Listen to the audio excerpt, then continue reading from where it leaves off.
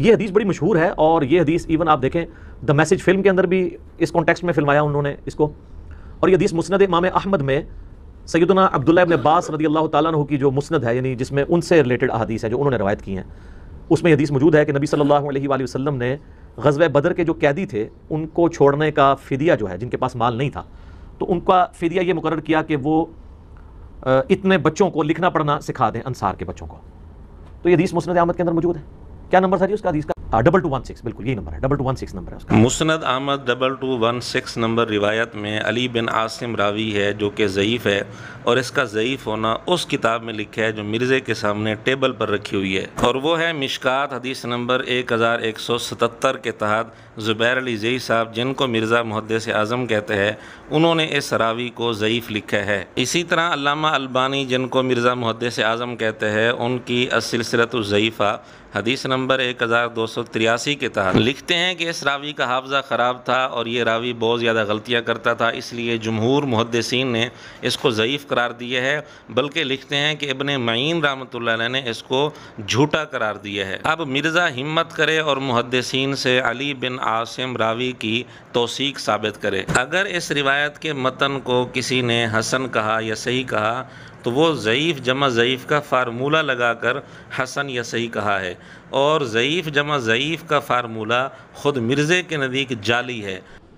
یہ جی وہ ضعیف جمع ضعیف برابر ہے صحیح اگر آپ کے فرقے کی ہو، اگر دوسرے فرقے کی ہوگی تو آپ اصول بھول جائیں گے۔ ہمارے نزدیک تو یہ فارمولہ ہی جعلی ہے، ہم کہتے ہیں ضعیف جمع ضعیف پکی ضعیف۔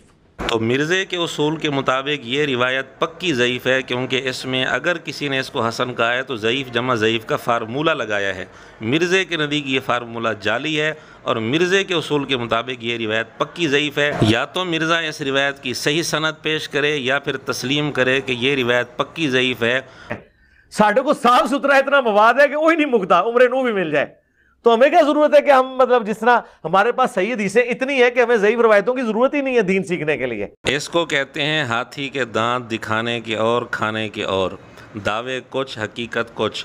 دعویٰ تو یہ کر رہا ہے کہ ہمارے پاس صحیح حدیثوں کا ذخیرہ اتنا ہے کہ ہمیں دین سیکھنے کے لیے ضعیف روایات کی ضرورت ہی نہیں، حالانکہ مرزا نے بہت ساری ضعیف روایات بیان کی ہوئی ہیں اور ان کا ذوف بھی نہیں بتایا، جس کا ایک نمونہ اس کلپ میں ہم نے آپ کے سامنے پیش کیا ہے۔ بلکہ اسی ویڈیو سے ہم ایک اور نمونہ بھی آپ کے سامنے پیش کر دیتے ہیں۔ مرزا نے اسی ویڈیو میں یعنی مجلس نمبر 122 میں ایک روایت بیان کی ہے، پہلے وہ سن لیں۔ اور عفیف کہتے ہیں کہ بالآخر حضور کی جب دعوت پھیلنا شروع ہوئی تو میں نے بھی ایمان قبول کر لیا، اور آج میں سوچتا ہوں کاش اس دن میں وہ اسلام قبول کر لیتا تو میں چوتھا بندہ ہوتا۔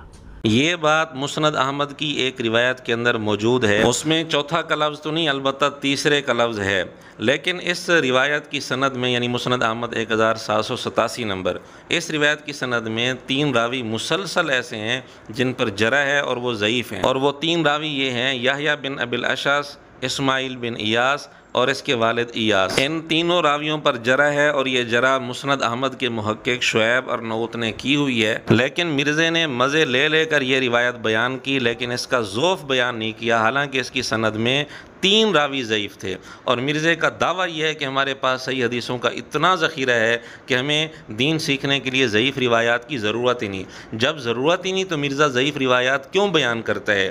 اور اگر ضعیف روایات بیان کرتا ہے تو مرزا ان کا ذوف کیوں چھپاتا ہے؟ اگر یہی کام دوسرے علماء کریں تو مرزا ان پر فوراً فتویٰ بازی شروع کر دیتا ہے۔